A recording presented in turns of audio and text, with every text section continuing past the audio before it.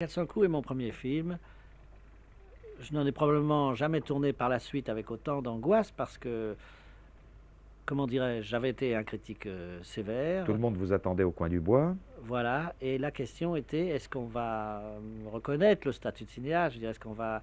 vous voyez, il y avait certainement un problème d'identité affirmée. J'étais fiévreux, inquiet, et en même temps, c'était un thème qui me touchait énormément, parce que lorsqu'on fait un film avec des enfants, curieusement, semble avoir un double sens. Ce qu'on montre concerne l'enfant qu'on est en train de filmer, mais ça concerne aussi l'enfance en général. Si bien que il faut éviter les fautes de goût, il faut éviter quelque chose qui ressemblerait à du blasphème. Vous voyez, il y a l'idée d'enfance. Ce n'est pas que les enfants soient sacrés, mais enfin, quand même, il y a quelque chose de spécial dans le travail avec les enfants.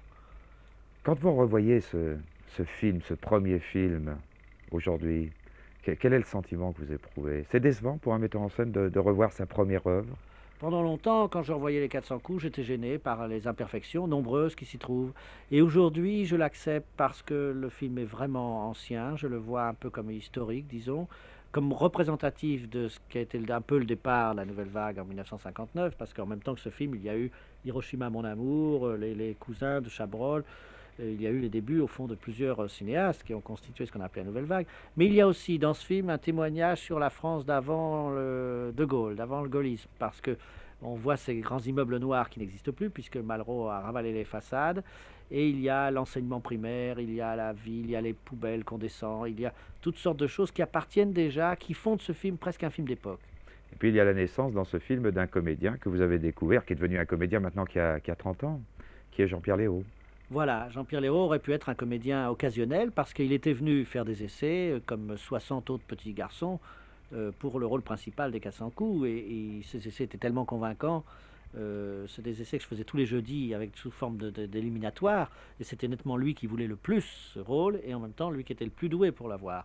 Alors les autres enfants ont joué dans les scènes de classe et lui est resté et il se trouve qu'il est devenu comédien. Je l'ai continué, disons, je l'ai accompagné dans une partie de sa vie en conservant le même nom personnage, Antoine Doinel. Puis il a fait des films avec d'autres metteurs en scène, des films souvent très importants, et il est comédien.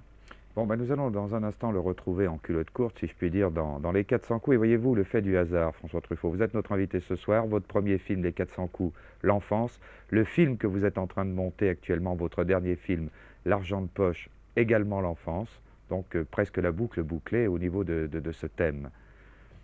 Je vous propose donc de revoir ces 400 coups. Je pense que c'est la 15e, 20e ou 30e fois que vous le voyez, mais je crois que les téléspectateurs auront le plaisir à le découvrir ou à le redécouvrir. 1959, les 400 coups, François Truffaut, Grand Prix de la mise en scène à Cannes.